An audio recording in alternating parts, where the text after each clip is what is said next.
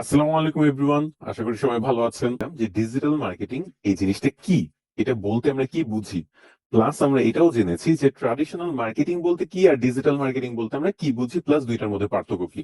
দুইটার একই জিনিসের দুই টাইপের উদাহরণ দিয়েও কিন্তু আমরা বোঝার চেষ্টা করেছি। আর আজকে আমরা দেখবো যে core elements of digital marketing. তো প্রথম কথা হলো, ডিজিটাল মার্কেটিং এর কোর এলিমেন্টস গুলো কি কি আছে এবং এগুলোকে কেন আমরা কোর এলিমেন্টস বলি, এবং এগুলোর নাম কেন ডিজিটাল মার্কেটিং চ্যানেলস আমরা রাখতে পারি বা বলতে পারি।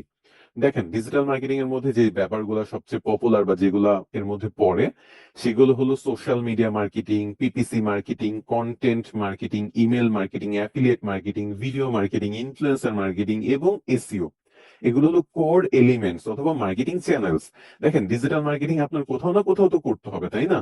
তো কোথায় করবেন আপনি? আপনার হয় সোশ্যাল মিডিয়াতে করতে হবে, নয় আপনার কোনো ওয়েবসাইটে করতে হবে, নয় আপনার কন্টেন্টের মাধ্যমে করবেন, নয় অ্যাফিলিয়েটের মাধ্যমে করবেন। তো এখানে বিভিন্ন ওয়ে আছে ডিজিটাল মার্কেটিং করার, এবং এগুলাই কিন্তু মূলত সবকিছু মিলে, এই এলিমেন্টস গুলো মিলেই কিন্তু ডিজিটাল মার্কেটিং একত্রে গঠিত হয়।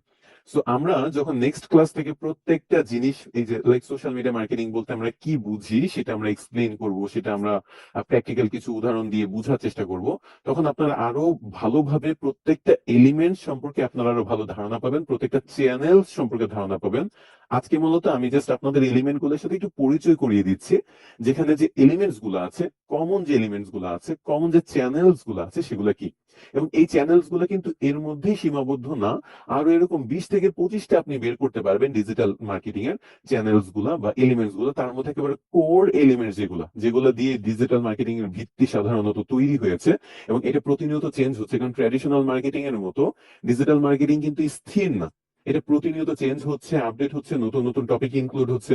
যেমন ইনফ্লুয়েন্সার মার্কেটিং যেটা, এটা কিন্তু কয়েক বছর আগেও এত বেশি পপুলার ছিল না। আবার ভিডিও মার্কেটিং যেটা, সেটা কিন্তু কন্টেন্ট মার্কেটিং এর একটা পার্ট, কিন্তু রিসেন্টলি গত 5-6 বছর ধরে ভিডিও মার্কেটিং এত বেশি জনপ্রিয়তা পেয়ে গেছে। এবং আপনি যদি দেখেন যে কোনো সোশ্যাল মিডিয়াতে, টিকটক বলেন, ফেসবুক বলেন, ইনস্টাগ্রাম বলেন অথবা ইউটিউব বলেন, এখন কিন্তু ভিডিও কন্টেন্টটাই বেশি চলছে। সো এটা কিন্তু আলাদাভাবে জায়গা দেওয়া হয়েছে এই ভিডিও মার্কেটিং কে ডিজিটাল মার্কেটিং এর এলিমেন্টস হিসেবে। তো এইভাবে নতুন নতুন এলিমেন্টস যুক্ত হচ্ছে, আবার আগের অনেক এলিমেন্ট সেগুলো বিলুপ্ত হচ্ছে। এভাবে কিন্তু ডিজিটাল মার্কেটিং সবসময় চেঞ্জেবল। সো আজকে আমি আপনাদের ক্লাসে এটা দেখালাম, এর মানে এই না যে এটা সবসময় ফিক্সড থাকবে।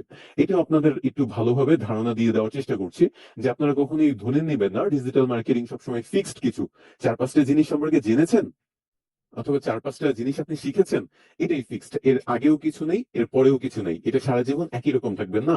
মার্কেটিং সেম থাকতে পারে, but digital marketing always changeable. Okay, so next class থেকে আমরা প্রত্যেক এলিমেন্টস ধরে ধরে বোঝার চেষ্টা করব। তো আজকের ক্লাস এতটুকুই ছিল, নেক্সট ক্লাসে আপনাদের সাথে। আল্লাহ হাফেজ।